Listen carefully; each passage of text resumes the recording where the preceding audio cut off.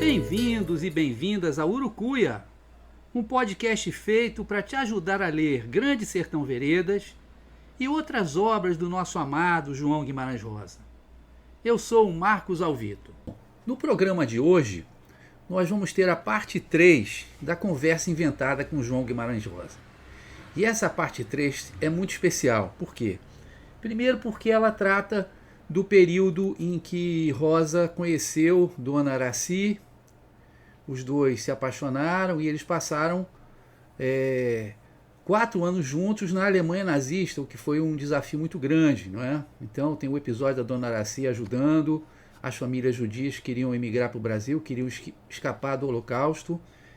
E tem também os bilhetes, as cartas dele para ela, em que ele demonstrava todo o seu amor. Inclusive, numa delas ele dá a fórmula do amor, que a gente vai revelar aqui.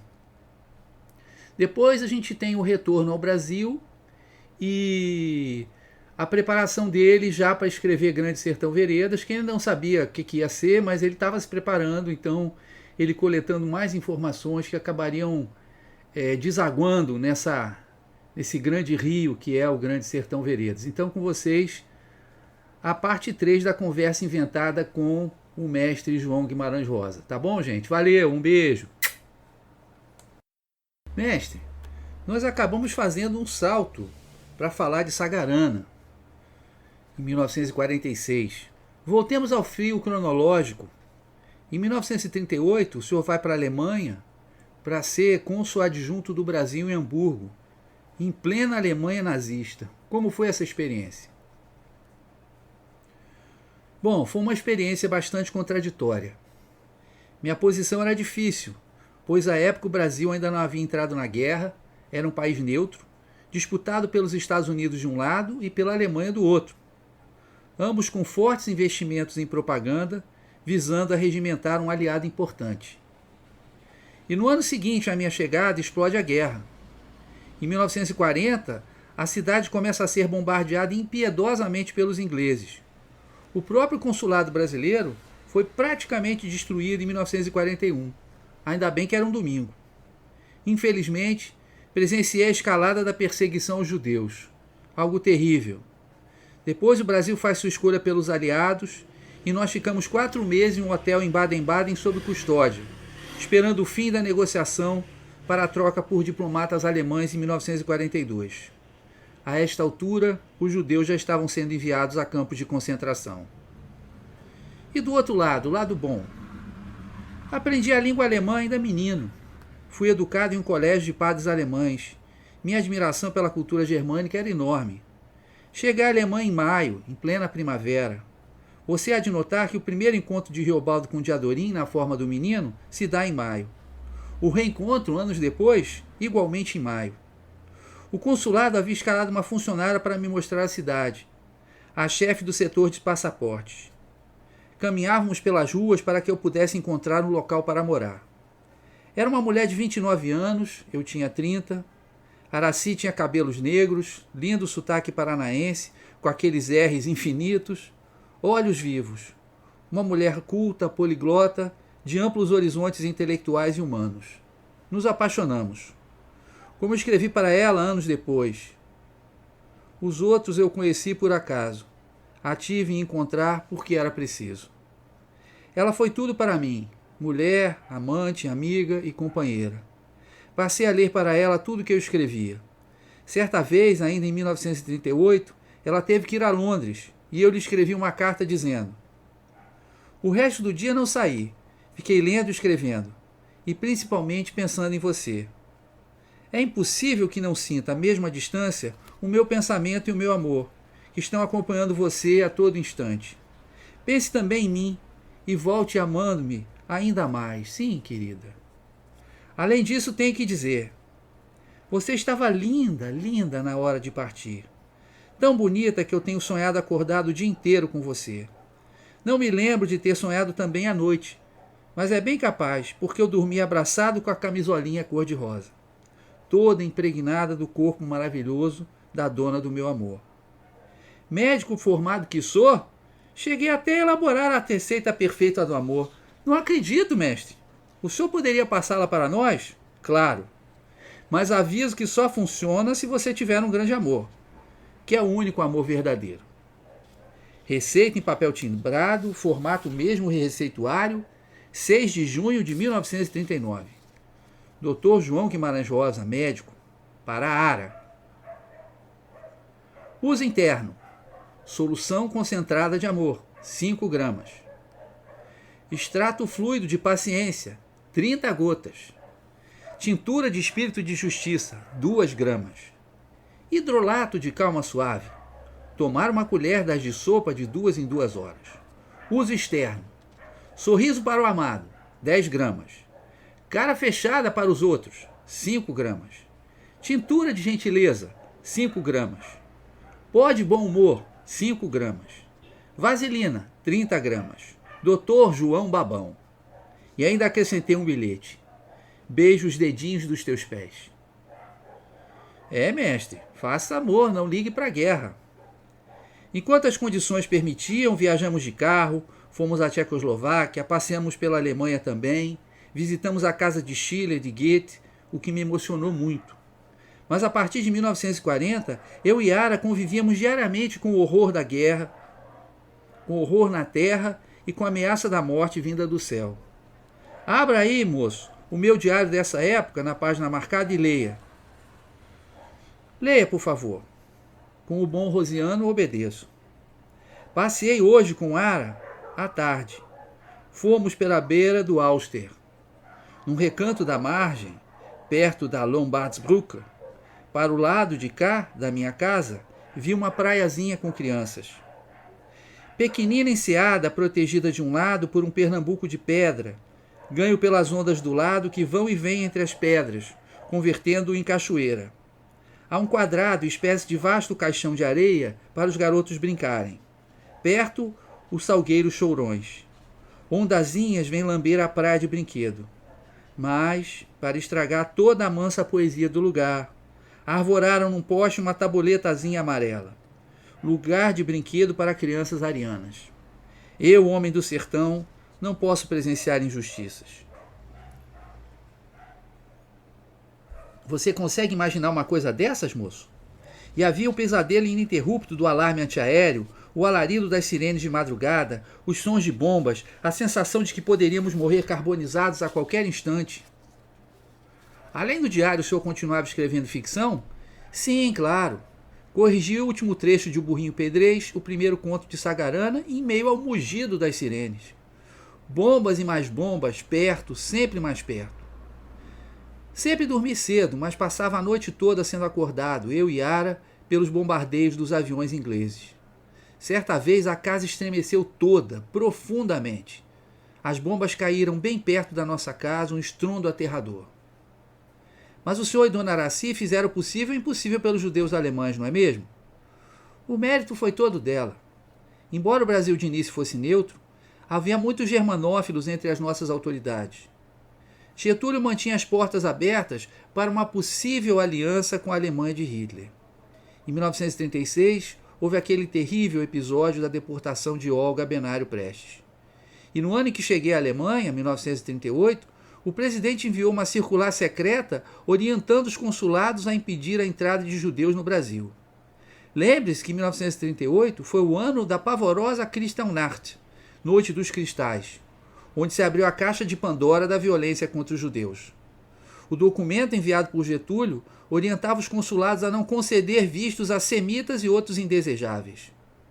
Correndo grande risco, pois é inimaginável o que os alemães poderiam fazer se descobrissem, Araci chegava a falsificar o passaporte de judeus sem colocar o J indicativo que me obrigaria a rejeitar sua solicitação de visto. Ou quando isso não era possível, eu ignorava o J e concedia o visto. Eu dizia, Ara, você é louca. Um dia a Gestapo te leva, some contigo. Ela sorria, cravava os olhos em mim. Calma, Joãozinho, calma. Ela era intrépida, de uma coragem extraordinária. Mais de uma vez, me apavorei quando ela batia a boca com um soldado nazista, sem medo de apontar-lhe o dedo na cara, dizendo que era do consulado brasileiro. Ela era que nem a rapadura. Era doce, mas não era mole, não. E depois da Alemanha? Voltamos ao Brasil e, em seguida, em setembro de 42, eu e Yara fomos trabalhar no consulado brasileiro em Bogotá. Ali eu sofri deveras com o soroche, o mal das alturas. Ficamos até junho de 1944, quando voltamos à capital e passei a trabalhar na sede do Itamaraty, no centro do Rio. Fizemos nosso lar primeiro na Glória, em um apartamento alugado, depois em Copacabana, onde pude ter meus gatos. Nesta época também estava reelaborando Sagarana, que foi lançado em 46, como já falamos. Mas antes aconteceu algo muito importante em 1945. O quê? Em dezembro daquele ano, pude voltar à minha terra sagrada, o interior de Minas Gerais. De Belo Horizonte a Paraupeba eu fui de ônibus, mas de lá eu fui de cavalo, a cavalo para Cordisburgo, visitar meus pais parando na fazenda Três Barras. Fui de cadernos abertos e lápis na mão. Aproveitei a oportunidade para penetrar de novo naquele interior nosso conhecido, retomando contato com a terra e a gente, reavivando lembranças, reabastecendo-me de elementos, enfim, para outros livros. Então, se eu já estava pensando em escrever Grande Sertão Veredas, já estava se preparando, fazendo anotações para isso nesses cadernos? Sim. Você conhece os meus cadernos, não conhece? Quando eu saio montado num cavalo, por minha Minas Gerais, vou tomando nota de coisas. O caderno fica impregnado de sangue de boi, suor de cavalo, folha machucada. Cada pássaro que voa, cada espécie tem voo diferente. Quero descobrir o que caracteriza o voo de cada pássaro, em cada momento. Não há nada igual neste mundo. Não quero palavra, mas coisa, movimento, voo. Sem dúvida, foram materiais que aproveitei em Corpo de Baile e em Grande Sertão Veredas. A última novela de Sagarana, A Hora e Vez de Augusto Matraga, já tinha muitos elementos que estariam presentes em Grande Sertão. A violência, a religião, a luta entre o bem e o mal. Mas o fato é que quando escrevo um livro, não penso que estou escrevendo um livro. Eu estou vivendo uma coisa, estou vendo uma coisa, estou pondo no papel esta coisa. Você compreende? De repente sai aquilo que escrevo, mas não é de propósito, é espontaneamente, sem forçar. É preciso que seja um ser vivo, e que trate do que me interessa na ficção. Primeiro que tudo é o problema do destino. Sorte, azar, vida e morte. Além das cadernetas, mestre, havia as cartas questionário para seu Flor do Ar, não é? Para ele e para amigos, para quem pudesse me dar informações. Coitado de papai. Eu indagava de tudo. Pessoas, causos, costumes, provérbios, animais, plantas e lugares do sertão. Lembro-me de muitas coisas interessantes, tenho muitas notas tomadas, e muitas outras coisas eu crio ou invento por imaginação. Mas uma expressão antiga, cantiga ou frase, legítima, original, com a força de verdade e autenticidade que vem da origem, é como uma pedrinha de ouro, com valor enorme. A música influencia o seu processo de criação? Tudo me influencia. É que eu sou aberto para tudo, mas ao mesmo tempo nada me prende. É como se eu ouvisse uma música interior. Sabe, eu não sou capaz de ouvir música como as outras pessoas fazem calmamente.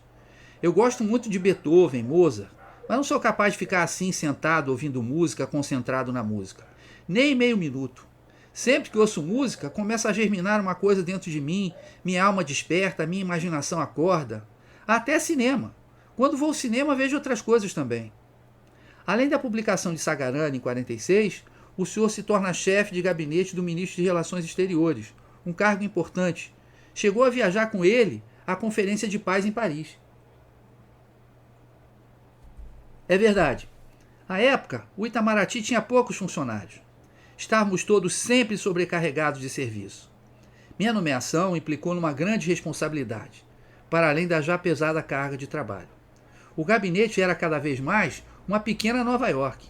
Mais telefonemas, mais audiências, mais telegramas, mais incumbências. Eu ia fazendo um pouco como o burrinho pedreiro da história. Saía de lá às 11, às 9 horas da noite. Mas valia trabalhar com um ministro que eu admirava e estimava cada dia mais.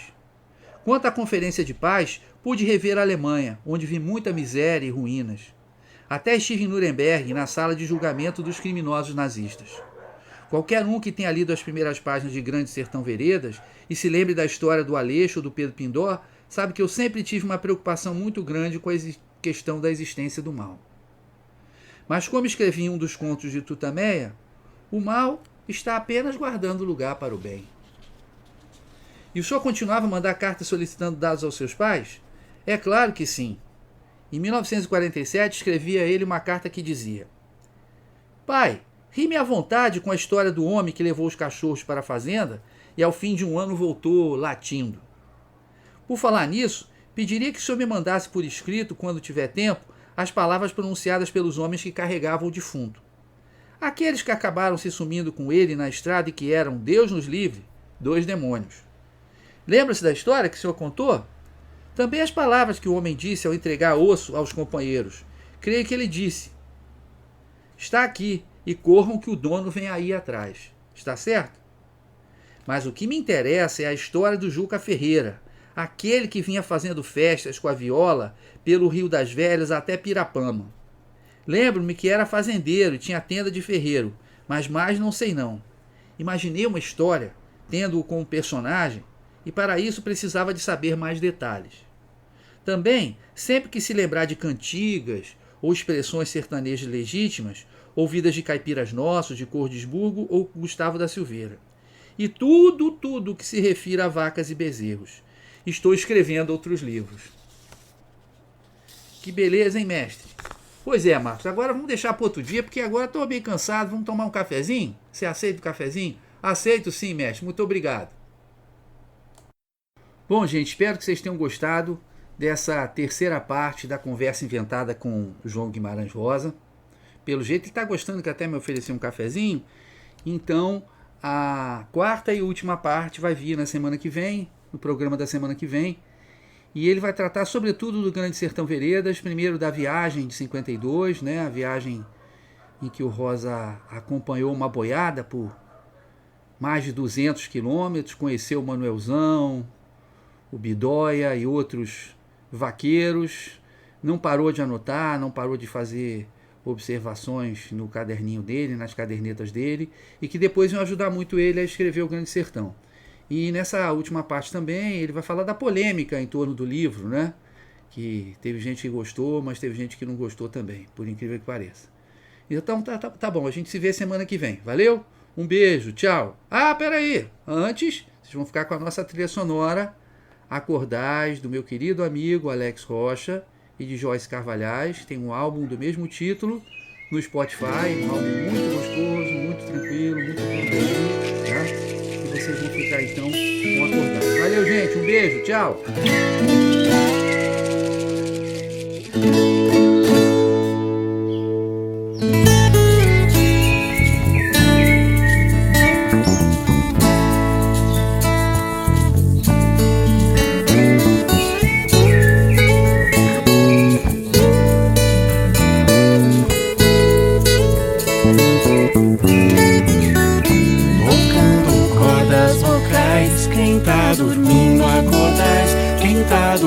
Acordais, quem tá dormindo acordais, a casa agora adentrais, quem tá dormindo acordais, quem tá dormindo acordais, quem tá dormindo acordais.